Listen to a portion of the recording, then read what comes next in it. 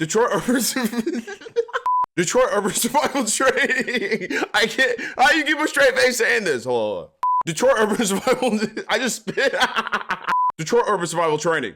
Boy, if you don't get. We interrupt our program to bring you this important message. You won't escape my wrath! What up, cool nerds? Welcome back to another video. Today, we're gonna be talking about Detroit urban survival training, aka Dust. Now, this dude's been all over the internet teaching y'all defensive techniques that are probably gonna get you murked worse than you were gonna get hurt in the first place. So we're gonna talk about him, but we're not gonna monetize this video because, you know, YouTube's weird with like the guns and violence, and just even if it's protecting yourself, they don't care. So I'm not even gonna try to monetize this video because I don't want anyone to think that this cannon is about to bust a guy. You know what I'm saying? But other than that, you already know what to do. Smack the like button, sub with notifications on. Let's get it. What I can do is come off the line of sight and increase my survivability by going forward. And some people say, well, what if you get shot? Well, sometimes you get shot, but here's what you don't want. You don't want to get shot a lot. What? Sometimes you get shot, but you don't want to get shot a lot. Bro, I'm not trying to get shot at all. What are you talking about? Like, please get up out of my face with that. Like no one's, if you got a barrel to your face, ain't nobody ducking and like, obviously you're like, don't want to get hit by a gun, obviously, but if you got a gun to your face, bro, just take my money, take my wallet. Ain't got much on it. Probably got like $1.50 on it, but still take what I got. Please, I'm trying to live. It's one thing to duck and like dodge if someone's like 100 yards away from you shooting at you, but if like someone got a barrel to your face, like, oh, I just hit my camera. If someone got a barrel to your face, like, what are you really gonna do? Like, you're not gonna sideswipe like that. Like, you're not like an agent from the Matrix. You can't just get shot and then magically transform into another being because you're in the Matrix. Like, no, that's not how this works. And I get it. At this point, it's fight or flight. Odds are you might die in this situation, but if you're moving towards the perpetrator with the gun, like, bro, I'm pleading for my life. Please don't shoot me. Please! No! This dude's over here like, oh, move like Little Kim to get out of the way.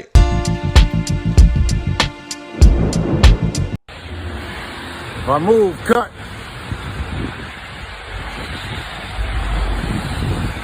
It work? All right. Detroit urban survival training. I'm going to share with you right now what you can do if someone puts a knife to your throat from the rear. You had not seen that before. You've not seen that technique before, right? All right, Detroit street demo. So that's a knife disarm. Hostage position. He's got me from the rear. First I do, trap it. So even though he's strong, he pulls it in, it's not gonna move. I turn in.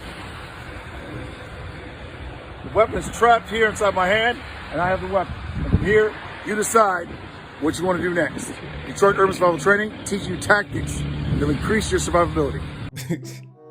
Bro, come on, bro. Like, obviously you want to increase your chance of survivability, but like, y'all, if y'all taking techniques from this dude, like, I'm sorry. And I'm not like an MMA fighter or grappler, like, you know, I don't know none of that stuff. And like, he might be correct in some sense. Like, maybe I could be wrong, but like, no, this boy got this thick peanut butter neck. Like, your neck's getting sliced up. It's just getting sliced up. You try to do any of this, like, and then this paid actor over here. This guy is just happy to be there. He's just happy to be on camera. He got paid in Trident layers, and he's like, he agreeing, like, yeah. Work. You're a victim. Yeah, I ain't never seen this before. I'm trying to see what that's like. You know what?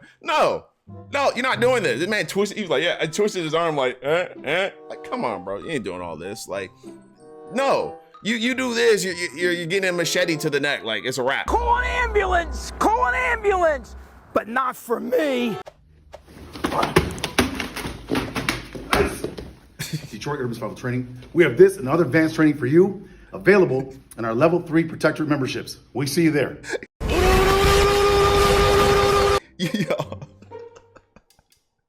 That's level 3? My man hit him with the like, I'm sleeping haymaker. Like, he was like, what was that? My man was like sleeping half the time. He's doing this Street Fighter combo. Come on, bro. Like, there's no way that was a real like fighting technique. My man was sitting there like this when he first started. And the fact that this is level 3 advanced fighting techniques, I would hate to see level 1 because what are you doing? What is that? So my dad used to box, and I know for a fact, like when it comes to like fighting and like any sort of like fighting style, you got to have some sort of balance, especially with your core, and like you got to have some momentum and like weight behind these like punches or kicks, because if you don't, you can lose balance like this goober on camera, because this, like you want to get hits in, like, but street fights can be different because you don't know how that person's fighting, whatever, but like that could be the like difference between like you getting hit or defending yourself, you know what I mean? These little baby punches he was doing, like those aren't gonna hurt, like if you're trying that. So you maybe want to defend yourself, but like this dude, come on, bro. These level three. Yeah. The crash dummy in the RoboCop like motorcycle outfits just like approached him and stopped fighting. Like that's not how any of this works. They're just not gonna show up like, hey, do this whack combo on me because I think it looks cool. My man's really leaned into him like Michael Jackson, a Smooth Criminal, and like made the dude lose his balance. So none of this looks like it's effective at all. Detroit Urban Survival Training. We're going to share with you right now what to do with your cell phone to defend yourself if someone were to grab you. They grab your super watch, like in this case, a really super watch. You take the corner of your phone, go right to the bones of the hand right here, press in to your hand, and it's extremely painful. If they try to walk close to you, take your phone, press right in the chest plate right here, rub it up and down, it'll make them back away from you. Another thing you can use it for, you go right here to the bridge of the nose, and it'll back them up. If they bear hug, take your phone right to the top of the skull, press down, they'll back away from you and let you go. These are some simple ways you can use your cell phone to defend yourself if someone were to grab you.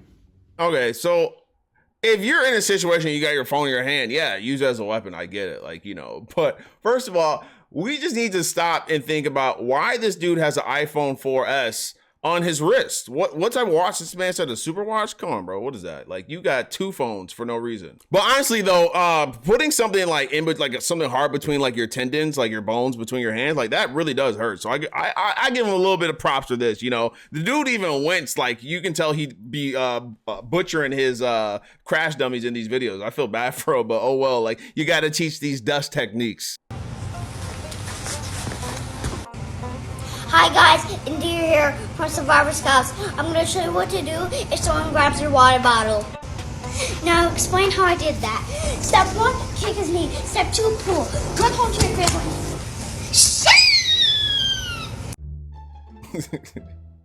What? This is why people can't take this page seriously. What just happened right now? And who's like, you know, thinking like, yo, I'm about to rob this little girl of her water bottle. Like, no, people, like, what? You're that thirsty? Hey, it's mine now. Like, no, like no one's going up to, like, people are out here trying to save their kids from getting snatched up from weirdos and stuff like that. And you're stealing water bottles? No one does that. I've never heard of like, yo, someone just tried to take my kid's water bottle at the playground. Like, what? What? My biggest issue with this like entire like channel or page or dust, whatever you want to call them, is that I feel like most of these scenarios are just unrealistic. Like, you know, there's definitely gonna be situations where you need to defend yourselves, defend your family and stuff like that. But like no one's coming up to little kids and trying to take water bottles. Like, are you in the desert and water's just scarce? Okay, like, yeah, let's teach this technique. But like, who in their right mind is going around just trying to take water bottles from kids? You know what? Nobody. And I know there's gonna be people in the comments like, oh, we're not gonna talk about that. She shut the, like, bro, she's a little kid. She's probably just having fun. Shut up. Detroit Urban Survival Training. I want to share with you what to do if you're surrounded by a group of men and they attack you. So if they come at you, what you don't want to do is try to stay in the middle like in a martial arts karate movie, moving in a circle, trying to block, trying to hit. That's not going to work. So if they try to grab and then try to attack you and you try to back up, this is what's going to happen. As you try to back up, you're going to get swarmed and you're still going to be dominated and you're going to lose. What you should do is this.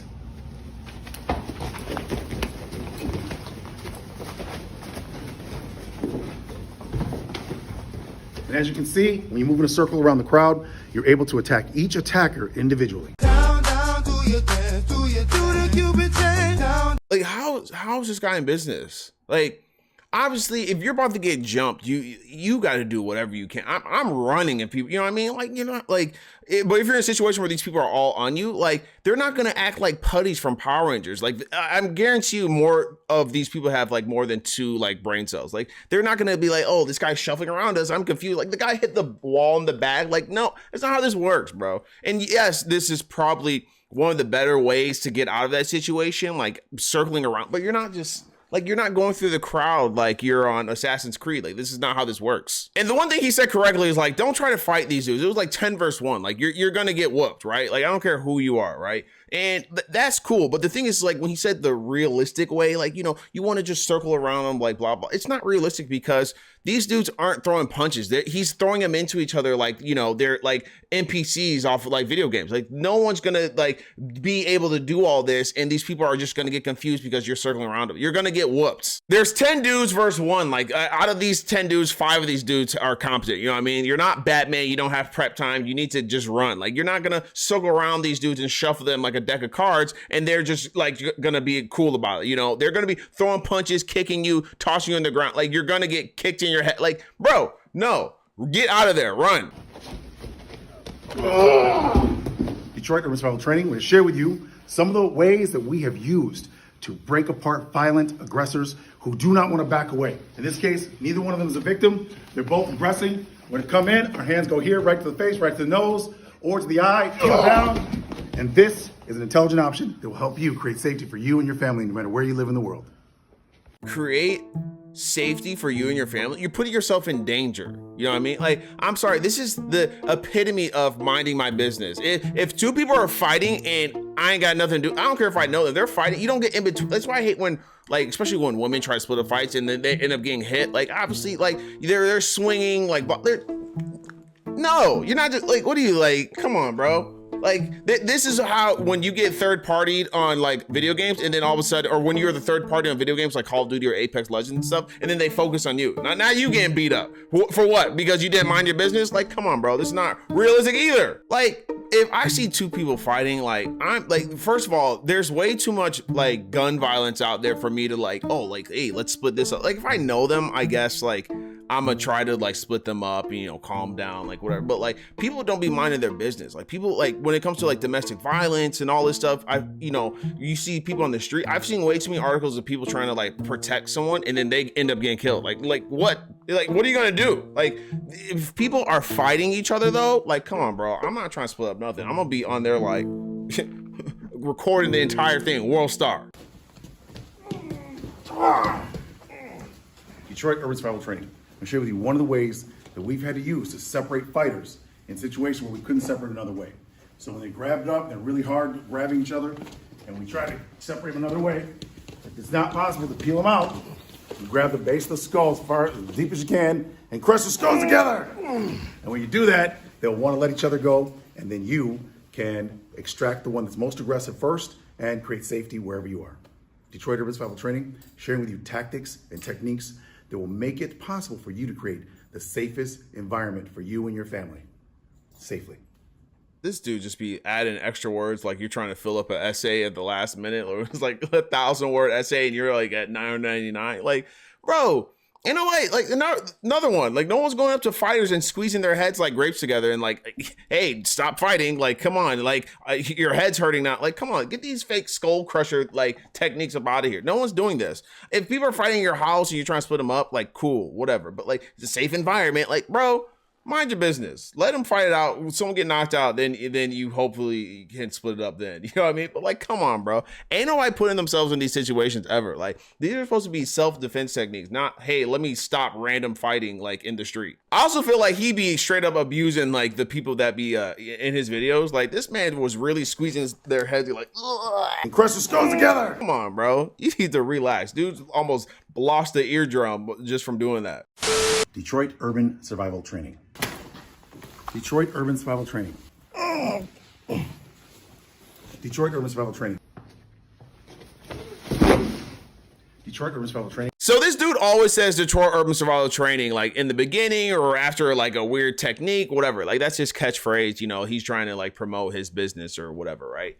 But every time he says it, he reminds me, I don't know if y'all have seen this video. I'm going to throw it in the video. Editing Fresh will throw it in there. And bro, he just reminds me of the reporter who used to say his name all the time. I just watch this. For now, we are live in Orange County. Gustavo Almodovar. Gustavo Almodovar. Gustavo Almodovar. Gustavo Almodovar. Gustavo Almodovar.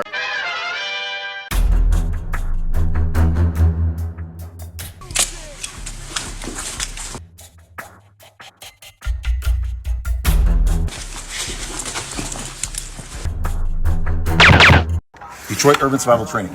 If you are victimized by a carjacking, we're going to share with you some intelligent options to help you survive. We do not encourage you to resist. If the carjacker just wants the car, give them the car. If they want to take you and or your child, do not allow that to happen because you probably will not survive, according to experts, at a secondary location. If the gun is to the rear of your head, pin here to the column, drive away. It'll peel out. If it's here in the window, head forward, you're offline, grab the barrel, redirect. If the weapon is more to the front, head goes forward, weapon goes up and back, and now you have the weapon. This is how the gun disarm works. Number one, move what's in front of the barrel always. So if it's more to the front, I move to the rear. Grabbing the barrel, frame, up, back towards the person. If it's this side, I move my head to the front, then you would actually come under, redirecting, now you have the weapon. This is what you would do if you decide to resist, and this would increase your survivability.